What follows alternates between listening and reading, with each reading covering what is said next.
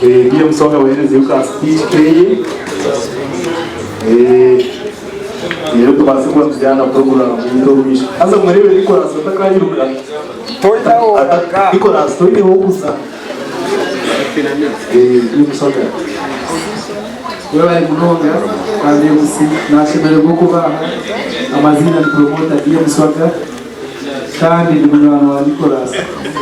By the way, Nikolas ogu akijaho mutawuni yake resime Dia Swaga kagenda kureba kandi yo kata kamumanyire bayire ka 12 kukayandikaho nareba yanya kuraje yagere ko munywani.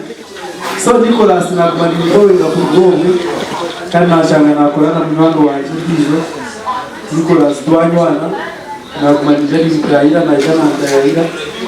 So Nikolas kanche na speech ya dudule abo kubani ngoja kuba nohaya.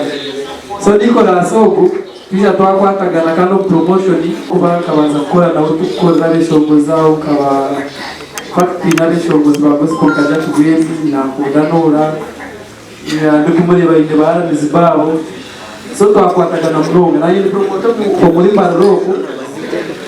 So twanywana tso tuija mpora na ben Nikolas mazima tukwendeza amazaga maluzi kandi tukwendeza kujaguzaje kandi ryo kubara twenda rugwe nabano twenda kwiba rukungira kuja kurete kuri ukanja kadwe tukurekire Uganda wanje ubwabo kuba kungira bakikota muno kokana ngakutulindire yoga bapati witu kakumiza muhamwe niwo mwawuka tweza n'ibindi bya jinga bra.